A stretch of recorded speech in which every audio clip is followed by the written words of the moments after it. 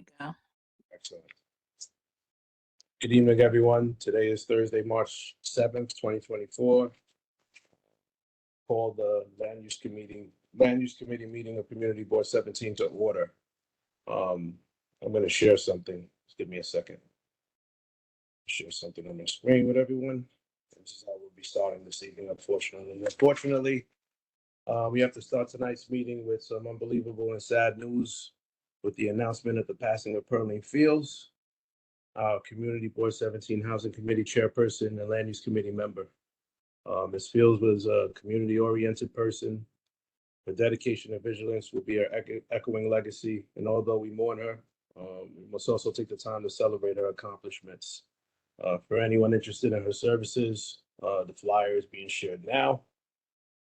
If you need any additional information, I would screenshot this, or if you need to get this at a later interval in time, just contact us or the community board office, and we'll share with you any additional information you have.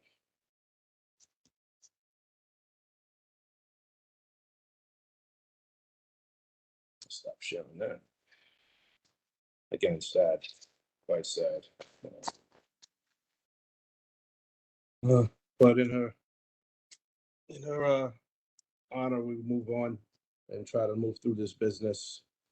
Although we didn't have a meeting last month, we did have our survey submitted, and I did draft a letter responding with the City of Yes with our comments and concern via the City of Yes Economic Opportunity. That letter was drafted and submitted to the agency associated, and we did have Mr. Cunningham attend the borough board meeting, which he echoed to us that the consensus amongst all the other community board kind of echoed ours. There was a lack of information, a lot of clarity, and the only champion really was the borough president. So overwhelmingly, the community boards voted against the City of Yes EO. We're waiting to see what that translates to ultimately, but we did the duty. I hope everybody had an opportunity to review the survey, because it was telling. It does show that we do have different ideas and ideals about certain things, which is good. It means that we were able to give something that was fair and upright. When drafting our opinion, it wasn't completely one-sided, which I was happy about.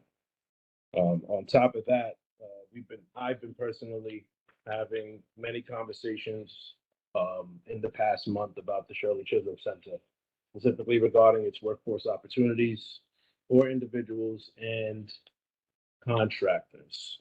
There was a Meet the Primes event, which basically unearthed that some business, as far as the requisitions and the opportunity for contractors and the outreach, seemed to have been skipped, and they kind of skipped a step and started awarding contracts, and they kind of just came to the board came to the community with whatever they were left with.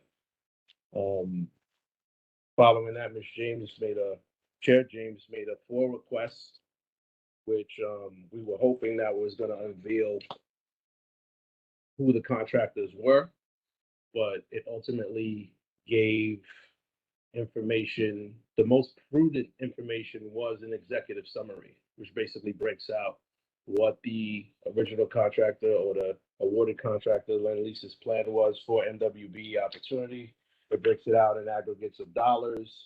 It breaks it out in percentages across every 3-month interval from the time of the project starting to now. And based on those numbers, I'm going to say that they're overwhelmingly failing in that instance. As those conversations go on and we get some more clarity, I'll keep everybody apprised of that. But it is something that we are well aware of, and we are all working both individually and together to try to find a requiem to a path that works for everyone. No official land use business has come to the office to my knowledge. So I didn't want to go 2 months without having a meeting. I wanted to get some feedback from everybody. So at that time, I conclude my report, and I'll answer any questions. Ms. Erskine? Yeah, hi. Hi, everybody. Terribly sorry to hear about Miss Fields. However, to the point with the Shirley Chisholm Center, I'm not quite clear when you say they're failing in making contracts available to the community, could you give me some context as to how they're failing? I have no doubt that they are. They're good at that, but what specifically? I'll dive into how they're failing, and I'm sure Ms. James will have some input for anything that I leave out. How they failed is they were supposed to they basically told everybody or the community or all affected or potential contractors in December of 2021 about the project. Since then, they've met with us. We've seen the project from an omniscient view.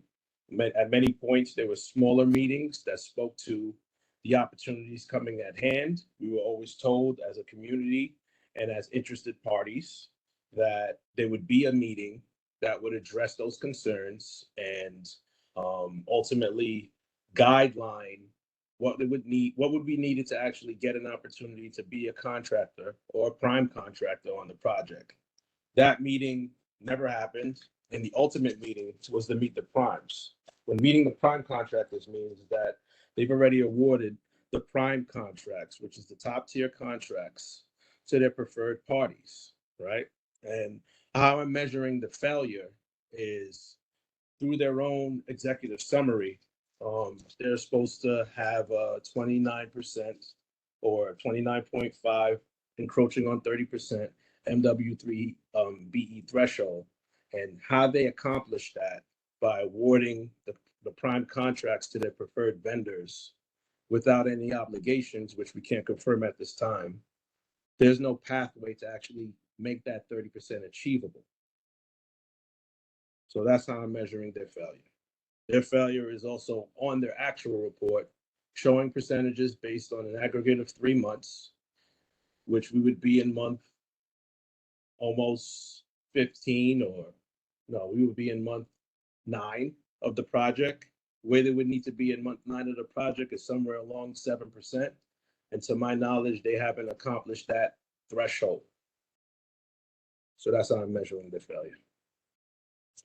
Okay, so just to say that I understand, they have not made available to the community the contracts, the opportunity to get prime contracts that they were by law supposed to provide, and they're behind on the scheduling. Is that correct? That's correct. Got it. All right. They passed compliance over to another party, which is McKissick and McKissick, but the pathway to actually gain or achieve those minimums, which they should actually be trying to overwhelmingly exceed those minimums, has not been there. The outreach hasn't been done according to them and their guidelines. The workshops to train and prepare contractors to be able to assess and bid the jobs properly also hasn't been done. So the pathway for a contractor or workforce person to actually to be able to get on the project has been passed down to whom we don't know, from the general contractors potentially to their subs. And we're not quite sure how they're going to hold their subs accountable to achieve those numbers. We're waiting for them to show us how they're going to be able to achieve them. Thank you. Excellent. Did I miss anything, Ms. James, Chair James? If I did, please strip me to fill any holes. Well, just in a nutshell, to put it in perspective, by January 18th, they had awarded 16 prime contracts. And what are prime contracts? Prime contracts are the top tier contracts who don't often do the work. They get lower paid subcontractors to do the work, who in turn find lower tier subcontractors. And so what happens is that their MBEs are at the very bottom, right? Just barely able to cover the labor and, probably a very small margin, 100,000, 200, while those on top can be pulling in like $1 million in profit. So by January, they had awarded 16 contracts. Not one contract was to an MBE, notwithstanding that prior to that, they had held an event at Brooklyn College, which was open to the public who wanted to express the desire to be subcontractors. There is an HVAC contractor in our community who has been in business for 50 years, 50 years. They attended the function and they were never contacted. That gives you an idea of how disrespectful the whole process was. And when I personally asked the senior vice president why it is that there wasn't one single MBE selected to be a prime contractor, his response was, well, how are they going to make payroll? The city does not pay every 2 weeks. So already he had reached a decision that any person of color who was attempting to be a subcontractor would not be able to perform because they wouldn't be able to make the payroll, which is very insulting. I'll just add any person of color or from a minority standpoint, yes. Is there any questions regarding that or the chairperson's report? Oh, Ms. Bennett, sorry, I didn't see your hand. Oh, yes. Do we have a list of the prime contractors that run these positions? No, we don't. That's what Ms. James did actually on her own. We were hoping, and correct me if I'm wrong, Ms. James, that the FOIA request would reveal that. But unfortunately, the Department of Design and Construction hired Lend-Lease as a general contractor. And they're the only contract that we can actually see is the point to point from DDC to Lend-Lease. Anyone that Lend-Lease gives contracts to, we don't have access to via FOIA. So we have we could find out. Yes. We could find out, obviously, if we observe the area and stuff like that, but there's no outwardly way to request that information. They would have to willingly give that to us. That's correct. Yes. Because Ms. James, it sounds like they did an end run around the community and the board to get exactly what they wanted and not to give us what we needed and what we required by law. I mean, they're trying to do it is just the method that they took is that they put out there the lowest hanging fruit. And what the executive summary exposes is that they were basically going for the most minimalistic approach, period, right? The lowest common denominators of trying to achieve that status when you're building a project in the name of Shirley Chisholm and what she stood for, and the fact that the representatives that went out and got the dollars and the community boards and the people that gave their time was hoping for a community center that would be built for them by them. They don't seem to have a pathway to make that a reality at this time. So, at least in the beginning, it's to us. I mean, Ms. James knows that it is late, but they were tethering us along. They never really disclosed that they were awarding contracts at the time. Every time the three events prior to the Meet the Primes events, the question was asked several times by several interested parties. They were always told that an event was coming. And by the time that event came, 16 prime contracts was already awarded. So in other words, they did smoke and mirrors on us. At this time, it appears so, but we're gonna have these conversations, and the last response was, that everything wasn't awarded. This is what we're being told. But anyone knows that how a prime contract works is once it's awarded, that's your contract. That's it. And the obligation is for that prime contractor, if willing, to sub it out to subcontractors to facilitate project build. Yeah. And no MBEs. We have no MBEs at all. At this, I think that I won't say that no MBEs were rewarded. I believe that we have a list of a few. that followed that meeting, but meeting the obligation and honestly and vigorously trying to get that goal accomplished for a project of this magnitude with its location, I don't really see their pathway to doing so. The evidence now doesn't show that they are gonna accomplish even the minimum. Which That's means not gonna they're happen. gonna put a bunch of information out there to make it seem like they made the effort. But we're not really seeing the effort. The people that's been witnessing and participating and in these Mhm. rooms have not seen the effort. And how they've awarded the contracts currently is showing that that effort isn't effective.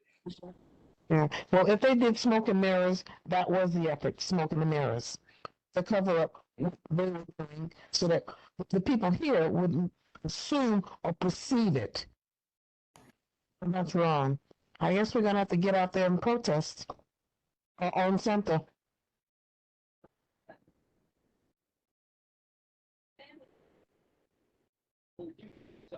Thank you. No problem. Are there any other questions? Hi, yes. This is LaShawn Freeman. I don't know how to put up my hand. Okay. Just have one question. Sure. Was this RFP made public? Like, was Never. it, what was that? The request for proposals for the subcontracts was never made public. But for the prime contract, it was made public on the websites and the contracting websites for the city, the state. I don't believe so. So What?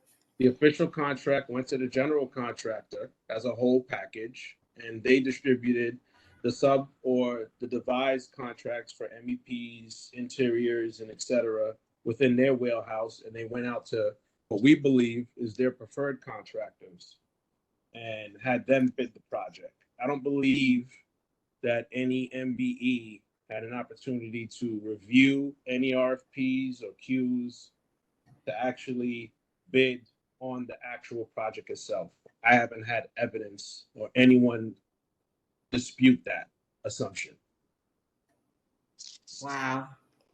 Okay, All right, thanks. no problem. Ms. Erskine?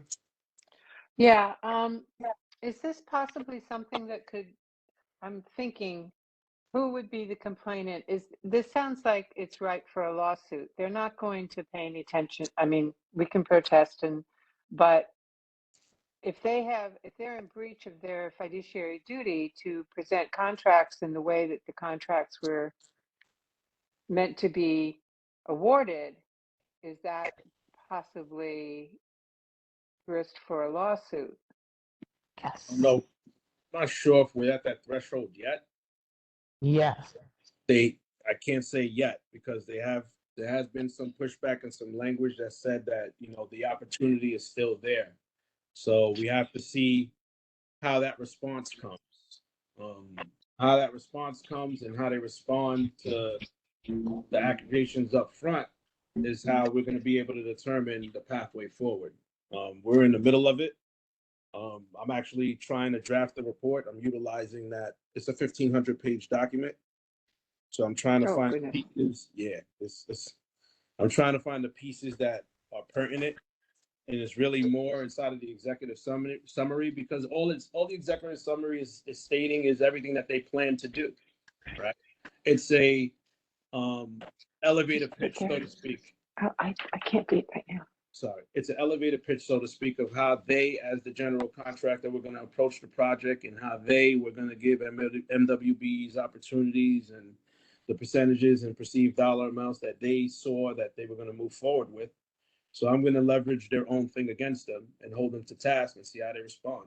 And I'm trying to draft that report now. I have Ms. James. I didn't get to send that to you yet, but I'm in the middle of just trying to get the pieces that's necessary to draft it, and then hopefully Ms. James will add her piece, and Osni will add his piece because Osni Lewis, who wasn't present tonight, was actually on this document on 2021.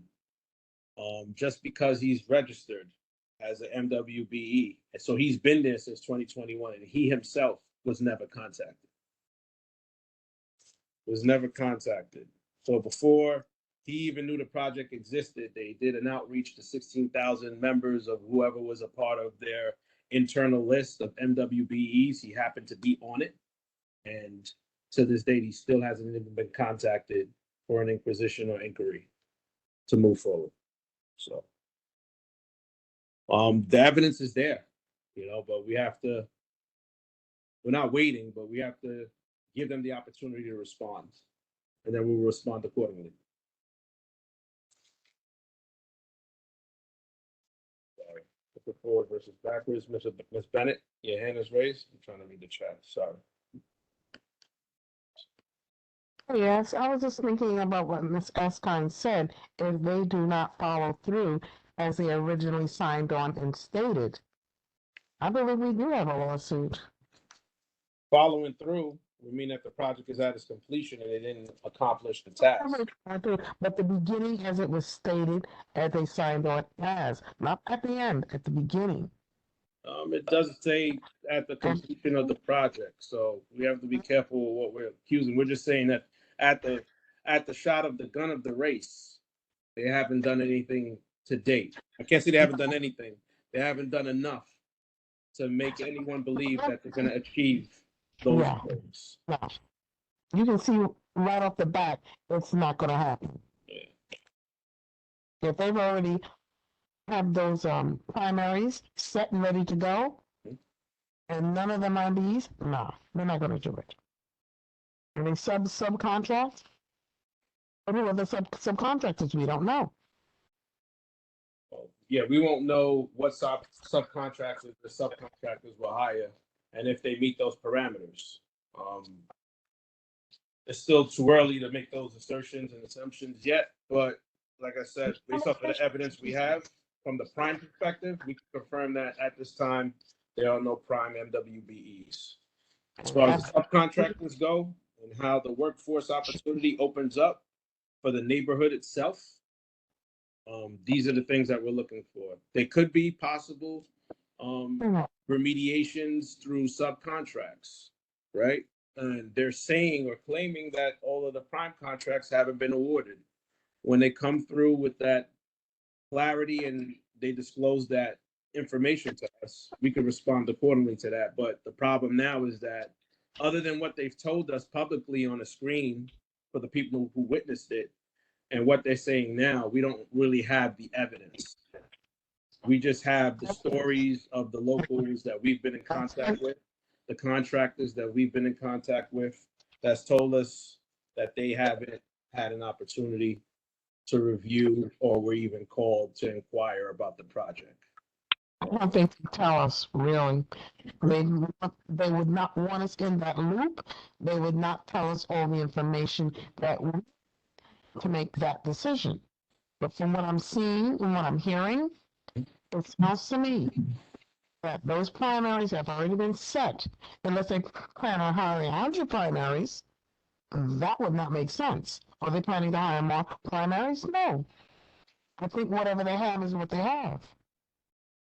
If this is the majority of the primaries that are already set, and they're not MBEs, then that is an issue within itself, because that's the majority already set.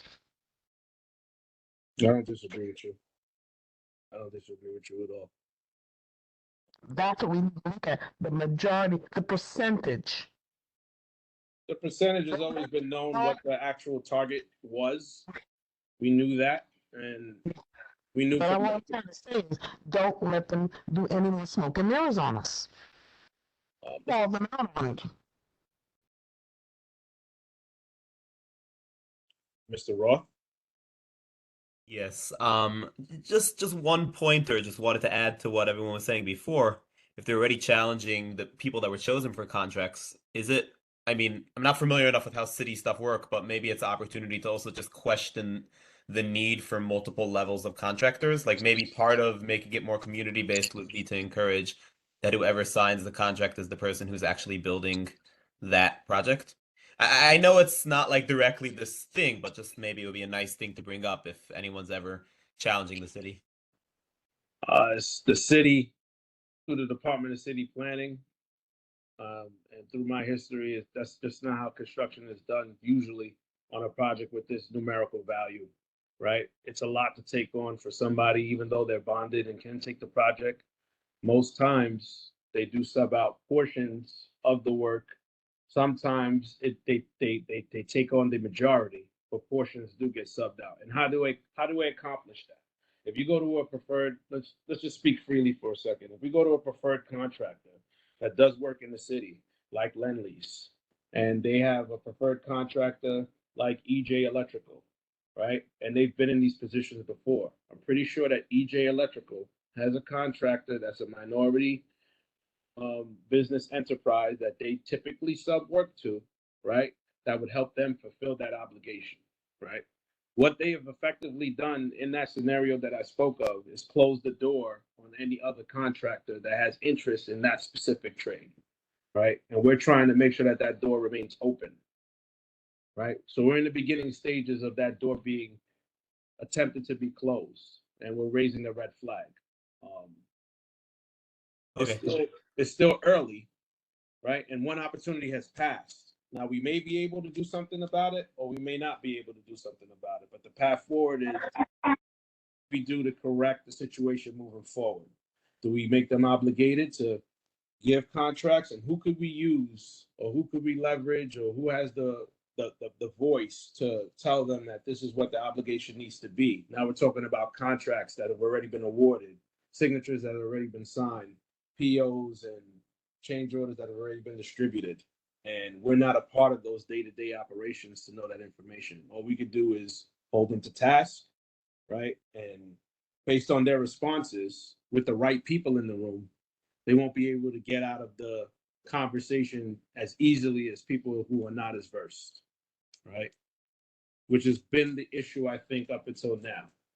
But now, Ms. James, myself, Mr. Lewis are trying to have these conversations with them on a public forum and just trying to get the necessary information to judge them accordingly.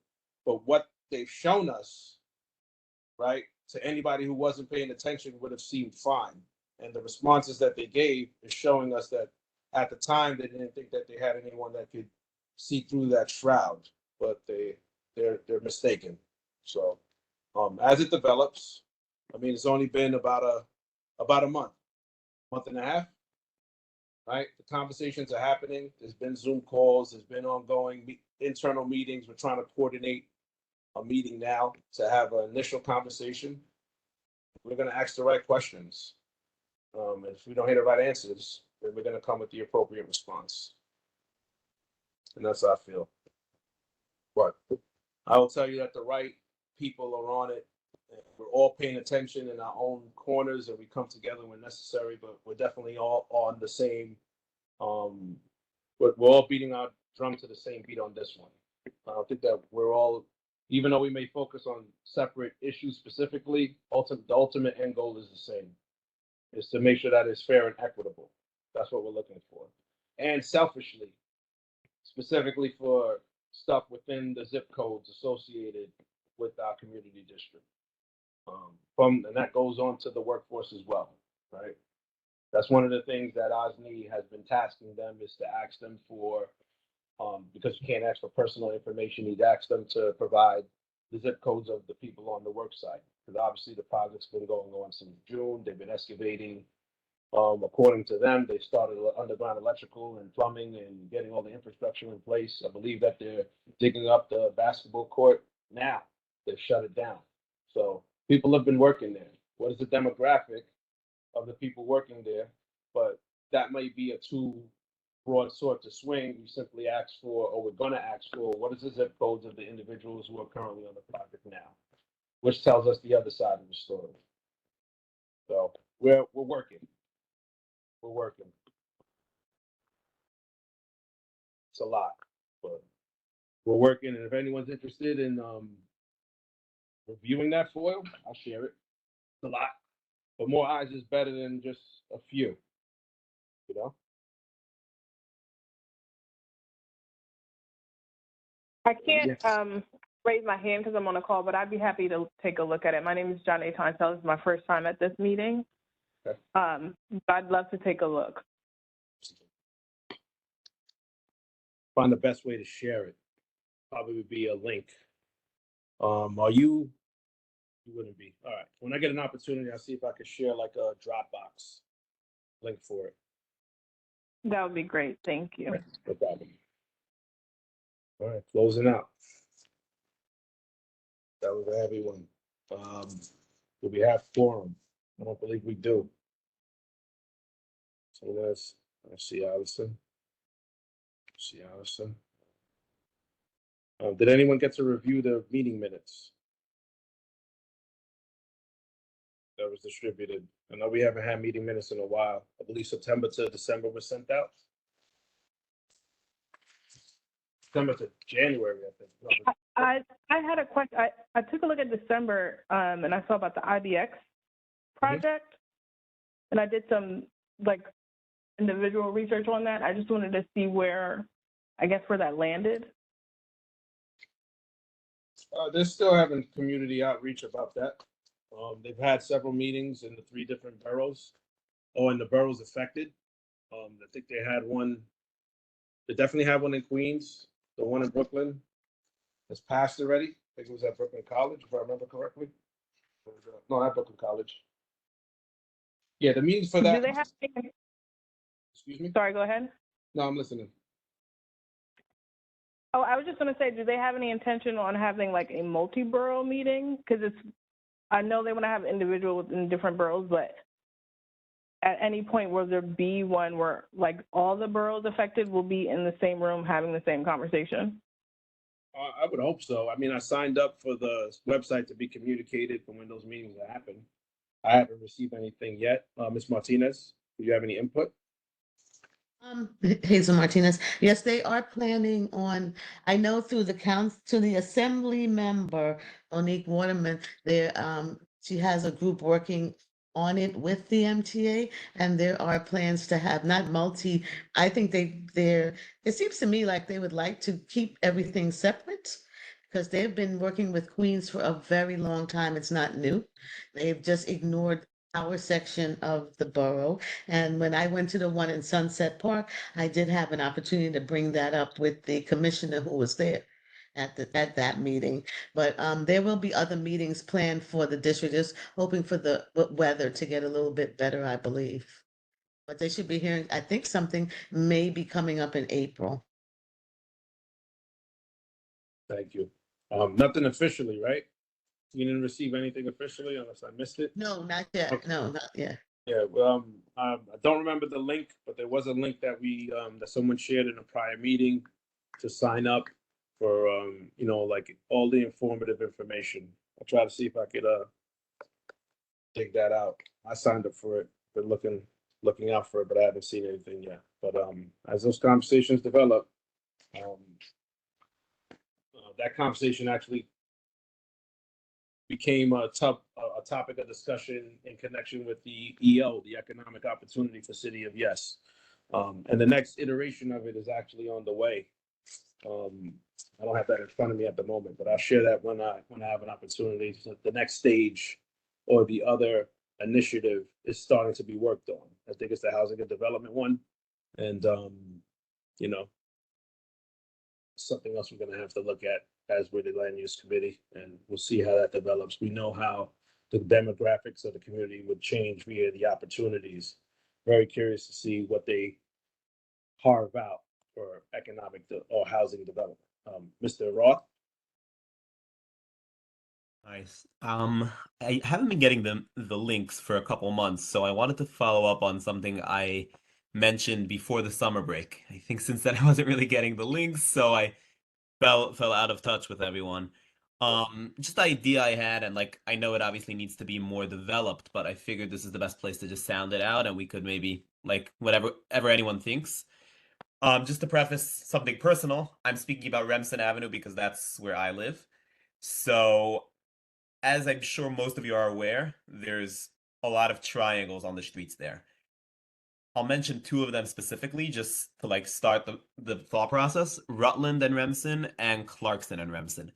Both of those, I believe, have tremendous opportunity to be developed into some form of a park or something, maybe a little bit of a playground, maybe a bit more of a substantial bench area.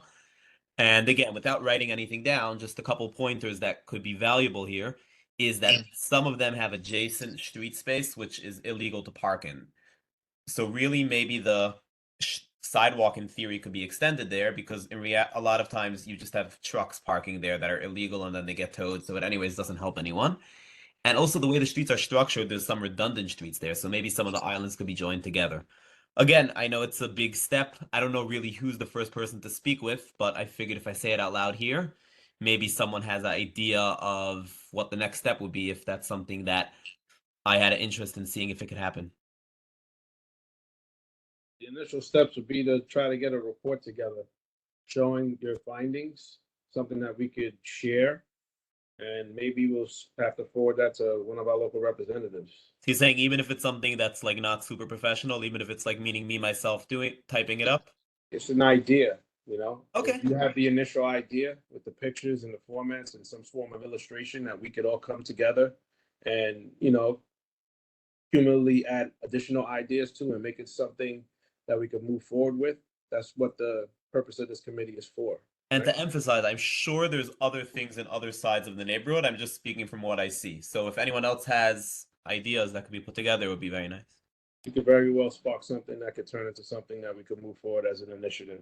But if you gather the ideas to the best of your ability, you know, and you Yeah, have a I'll see what I can do. You have a room full of people that will be able to add their input and takes, and we'd be able to present something that we could actually move forward with. And possibly there's eyes elsewhere that you may be able to do something like that in other areas as well. We also have you said you wanted to do parks. We also have a committee that's dedicated to parks that may be able to assist with outreach through their communications and through their Rolodex to guide us in the right direction, along with our chair, along with our district manager, Ms. Frazier.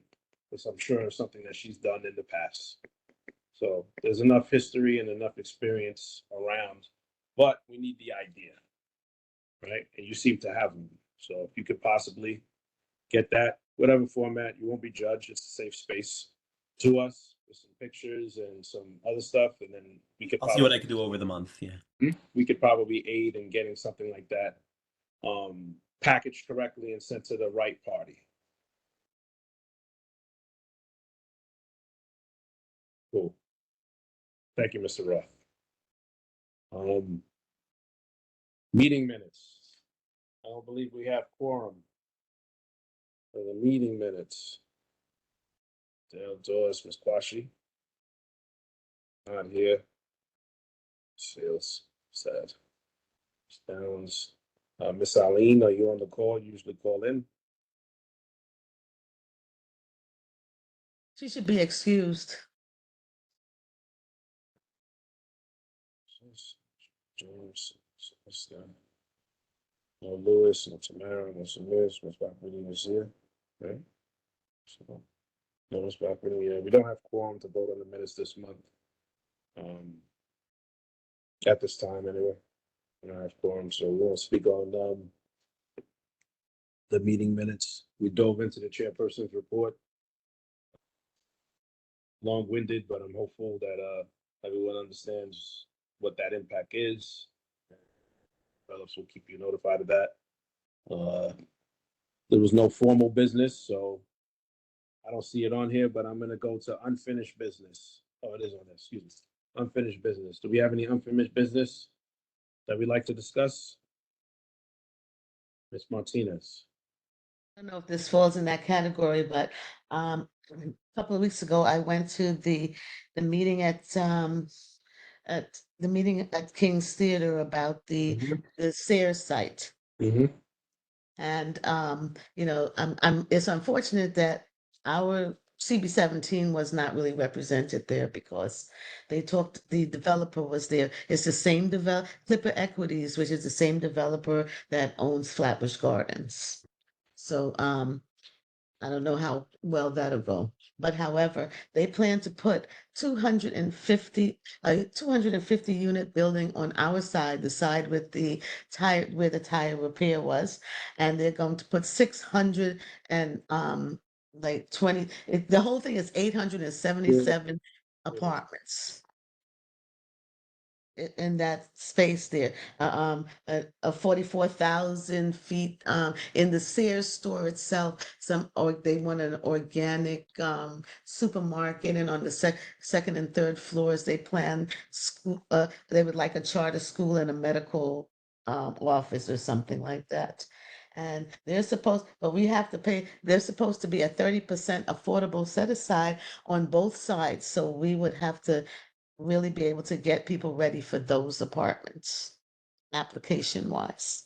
It's supposed to, I mean, they plan for it to be completed in the spring of 2026.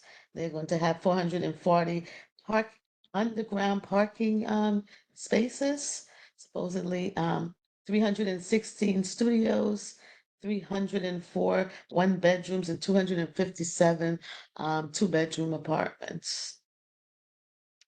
And but we would have to get people ready I believe, to be ready for our side of it. On our side, because the people on the other side, their elected official was there and everything else. Okay. Do we know what the parameters for getting the individuals prepared for this would be? Is it? No, I'll have to ask Allison about that, but I know that we have to, I mean, it's a ways off, but we need at least have application, whatever the application process is. If it's Housing Connect, people need to get on there, we'll get that sorted out. Thank you. Thank you for all of that. I know we knew the initial numbers, we just didn't know how it was broken up, and thank you. I was able to write them all down. We didn't know about the 250.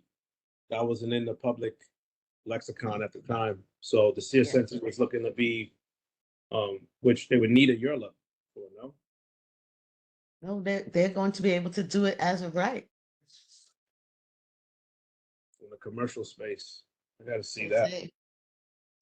Yeah. They're even eliminating they had a community garden that will be eliminated also with this. Yeah, I knew about the garden. We had Yeah.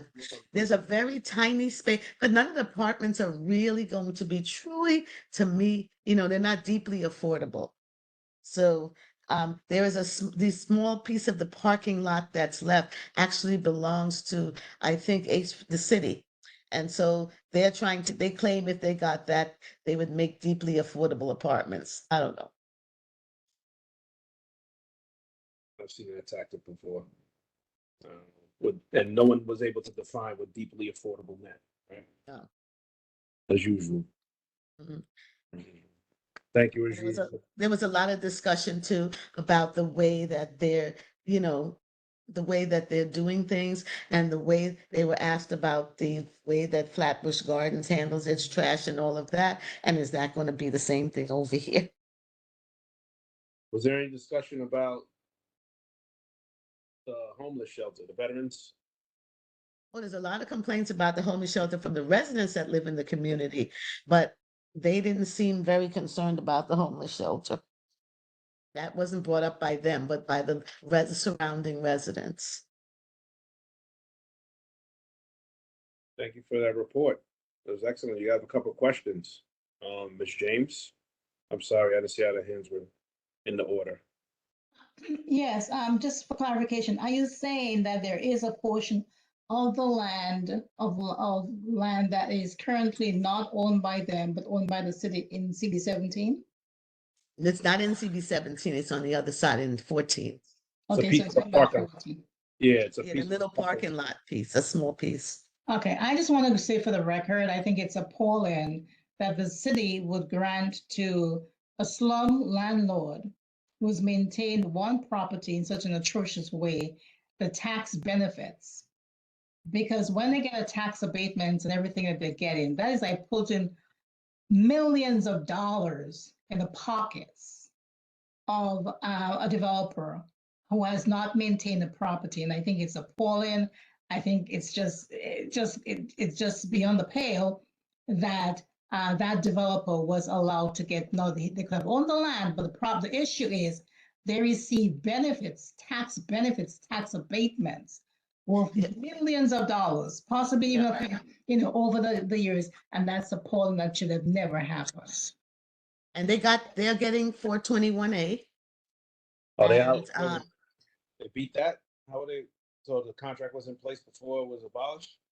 Yep, Yeah. they got 421A. Remember, our city council person was involved in them getting that 421A in the first place. And it was some agreement also with Flatbush Gardens. I mean, because I think Allison brought this up to them at the meeting, but you know, they claim that they've done so much renovations to the roofs and all of that. But you know, you could see that they were just trying to be evasive.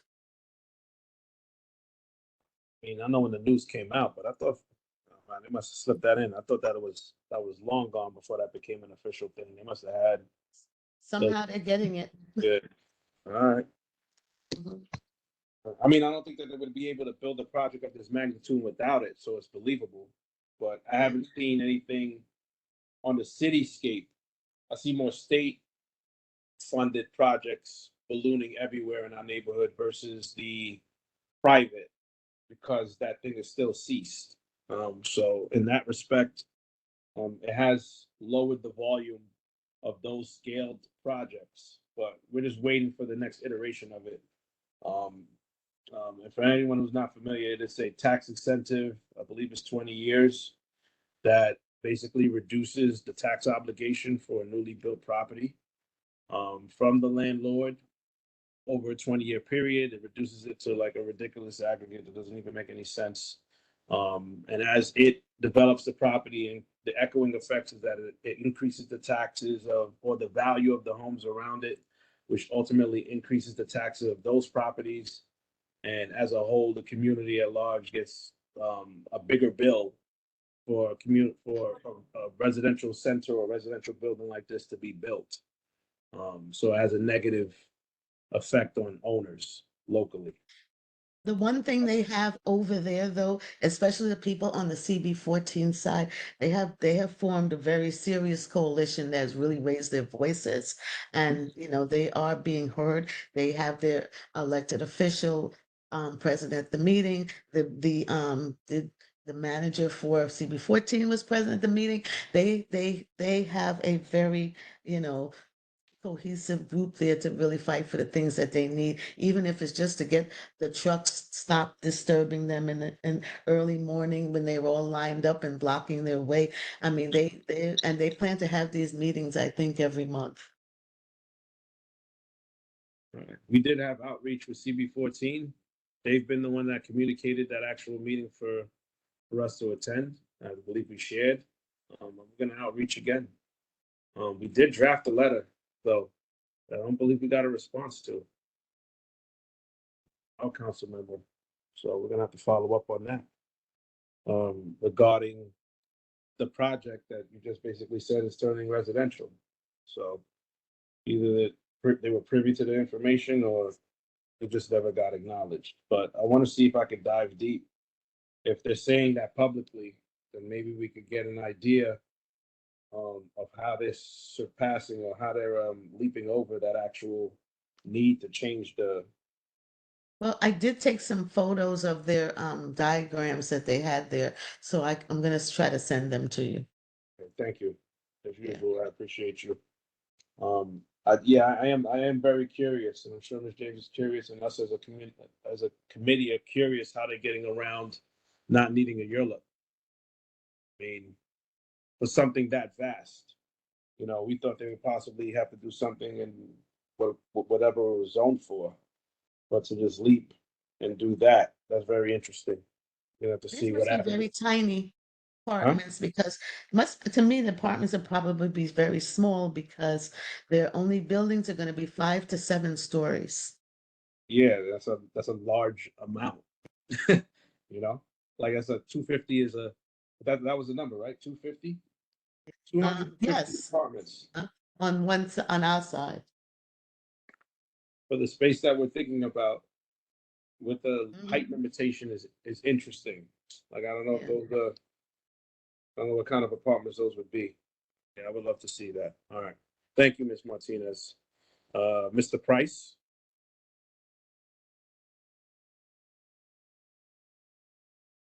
Everyone.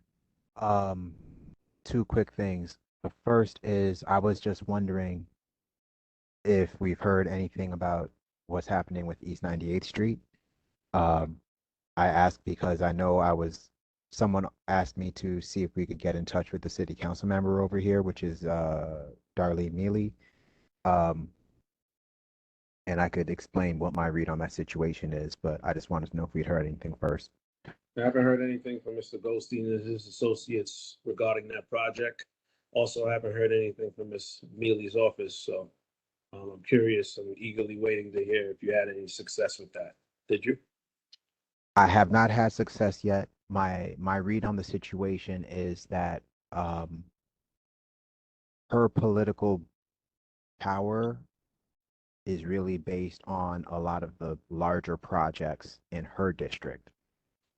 So, like the Langston Hughes houses and stuff like that, some of the nicer stuff. So that's part of the reason I think we aren't getting a response is because we're small to her.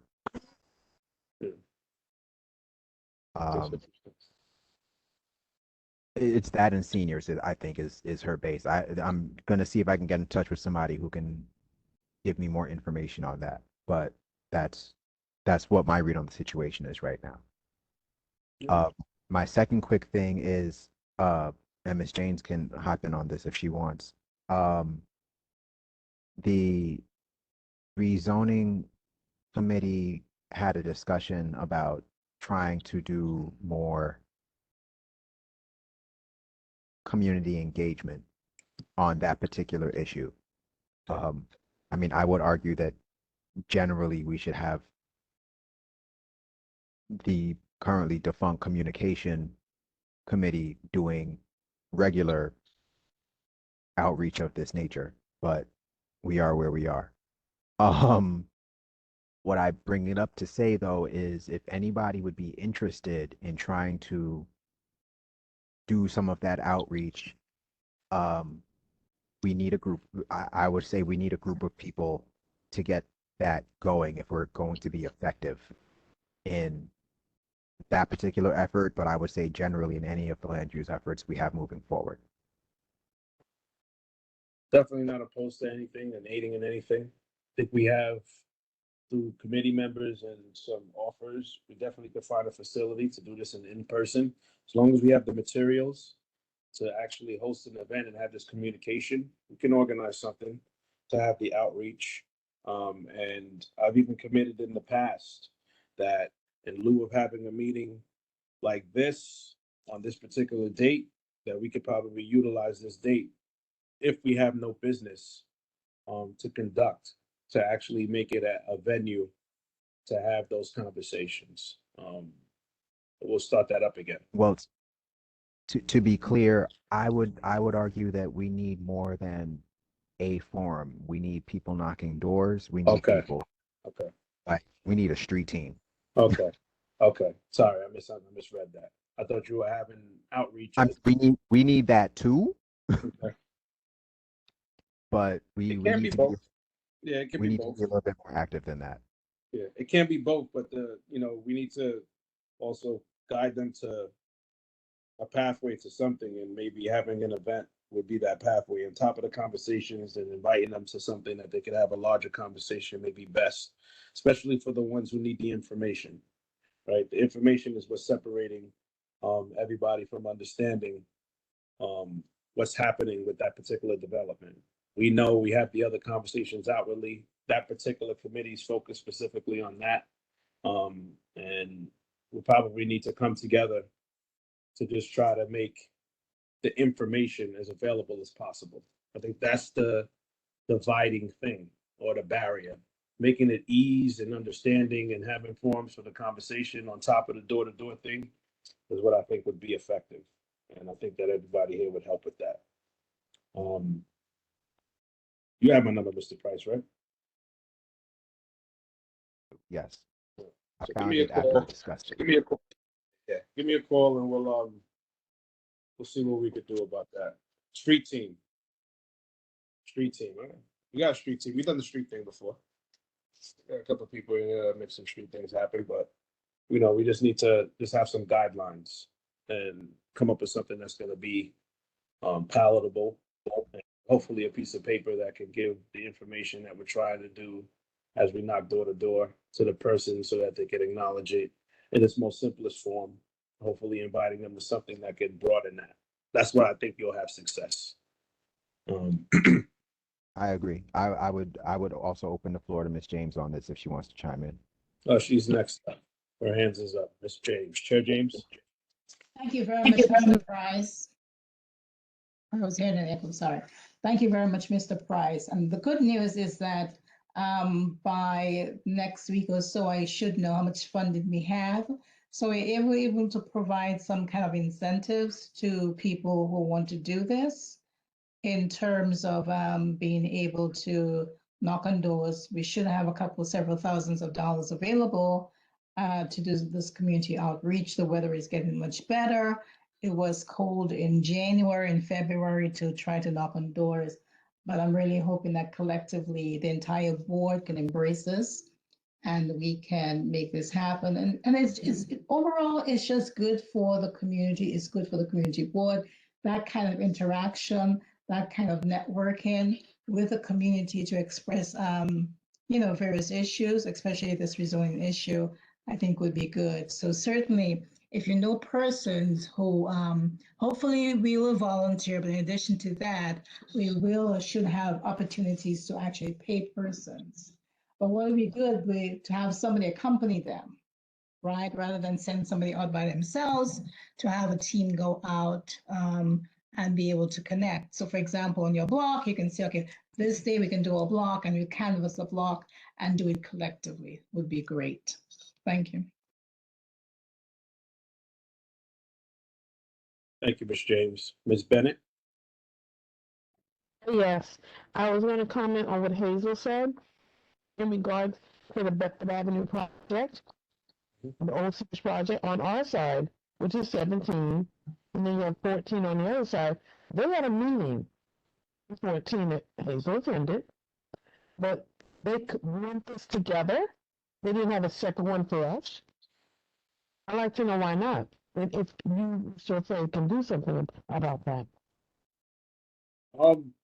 Originally, we thought that there weren't any communication because there weren't any developments on our side, and the majority of the project is on theirs. But we're learning that that's different. We're learning that there are ideas for something. We actually preemptively sent the letter to our city council member to try to get ahead of it with no response. But now that we know that there's something there, there's an avenue for us to actually have that outreach and possibly make something like that happen. Until there was activity, honestly, we didn't really have there was more activity happening across the street than there was on our border. But if there's ideas and concepts being It's coming. Huh? It's coming, so we gotta get to it before activity starts Oh, sure. on our side. I'm sorry, I didn't hear what you said. I said we need to get to it before the activity starts. We know it's coming. We're gonna Right. file permits. Yeah, We're gonna see it. Let's get to it. Yeah, I'll reach out to the 14 chair, Dante, I believe his name is. See if he could put me in communication with a representative from the developer. See, Yeah, cut back. see if we can start this conversation about the affected area. Mm-hmm. Okay, thank you.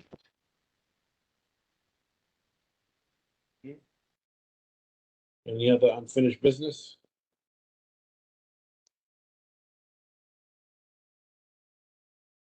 Seeing none, moving on to new business.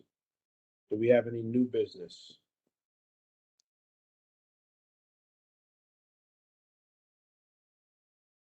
New business. Allison's not here.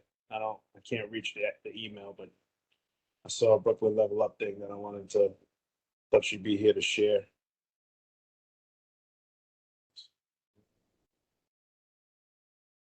So I pick up my phone, a lot of nonsense emails, excuse me. Yes, she was sending I just want you to add an announcement or an event. So I misread that. All right. No new business? So the automotive center is in our district. Yes, Mr. Johnson, it is. It is. We've known that.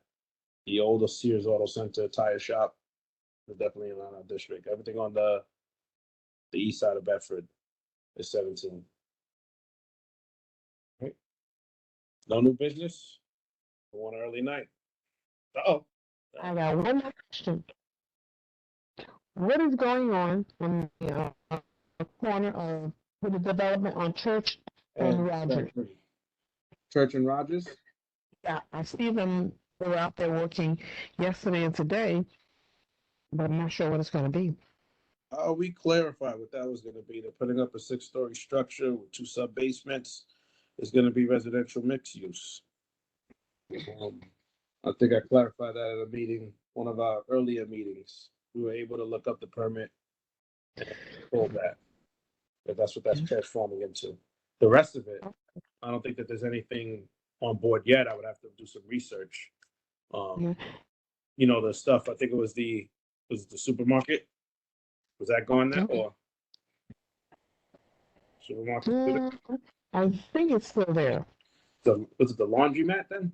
The laundromat's gone. All right, so then, yeah, so then the laundromat thing, I think I looked at last and it was nothing but demolition permits full. So I could look now when I get an opportunity and see and follow up, but that infrastructure, that structure that's going there, I believe is gonna be a 5-story building with a 1 basement level, and it's commercial mixed use. It's gonna be residential and stores. Probably apartments above, stores on the street. Okay, and across the street on Rogers and Erasmus, I see demolition going on also. The building is down, and I believe they're digging, they're excavating. Did you hear anything about that? Didn't hear anything about that. Rogers and Erasmus. It's on Rogers, on the west side of Rogers, south side of Erasmus. On the corner. Close my eyes envisioning where that was going to be. I feel like I was driving there the other day. See something? You see green boards going up? Yeah, I saw the green boards up. All right, I'll drive by there. One of us will drive by there, see if we can see something. And if they demoed the building there. Yeah, there's nothing on. We'll follow up. There's a lot of activity going on over there in that little corner. Okay, thank you. Looking at Rogers.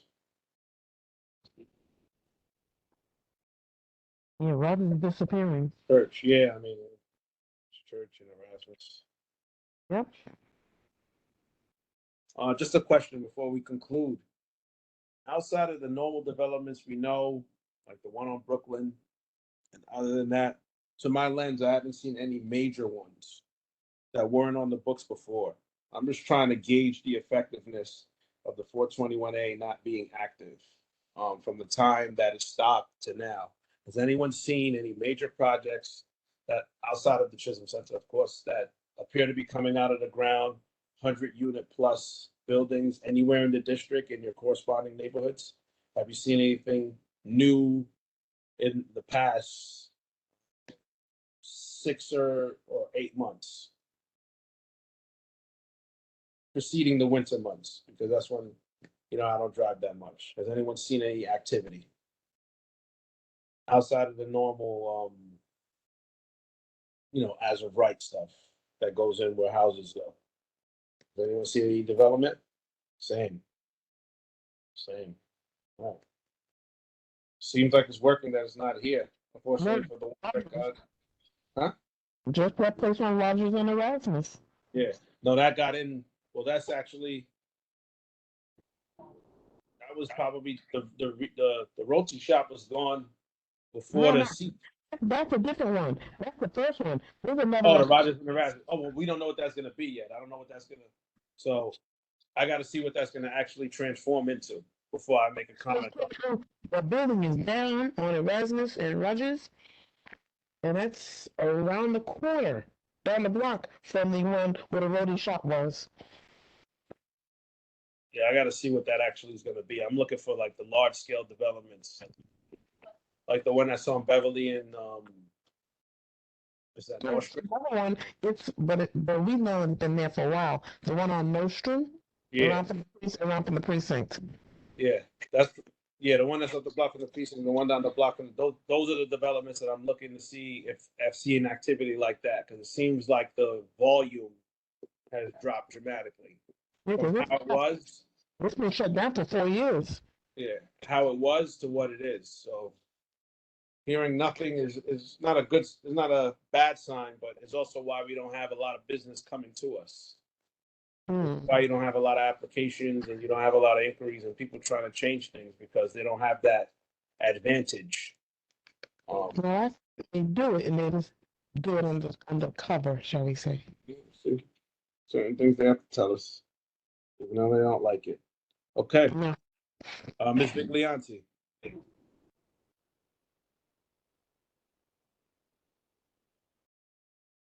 Can't hear you, Marguerite.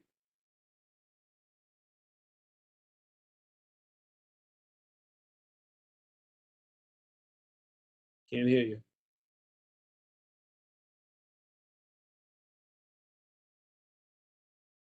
I think she's still muted. Nah, the mic is active. Okay. Something's wrong with your audio. Do you want to type something?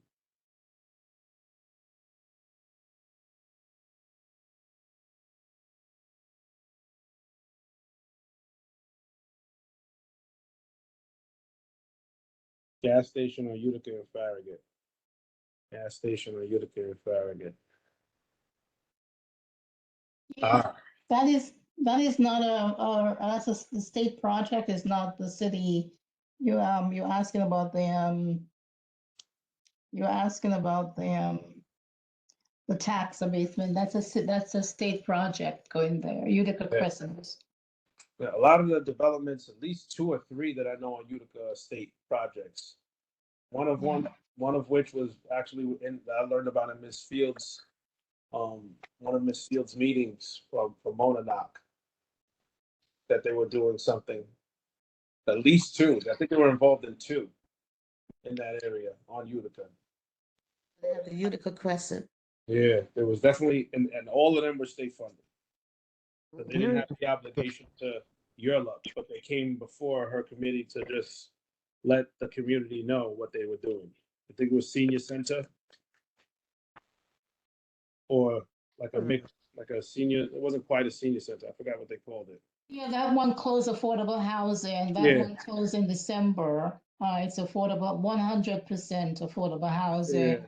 Yeah. AMI of 30%, and the numbers are very low in terms. I think the highest rent, I think, is about 1,800 for like a 3-bedroom apartment. So I can get the numbers for the next meeting and circulate them if you want. Thank you. I appreciate that. Ms. Bennett. I think Marguerite was referring not to a gas station, but Farragut and Utica is an old burned out car wash. Oh, the old car wash. Yeah. Why would I be? Where the train station is gonna be. Yeah. Oh. Yeah.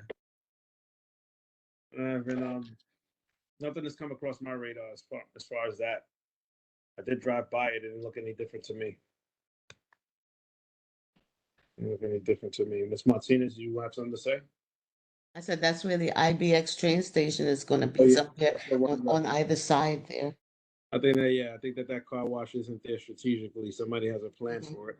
Or it hasn't been there. It hasn't been active in many, many years. I think it was It does have an owner, and the person does pay the taxes. so he's aware of what's coming and he's probably waiting for the opportunity to strike or waiting for someone to approach him to buy. Oh, they do use it for mass camp. Okay. It is there's a mass camp right now. I know that.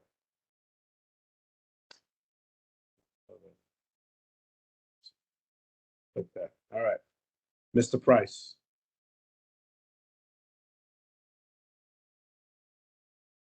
Mr. Price?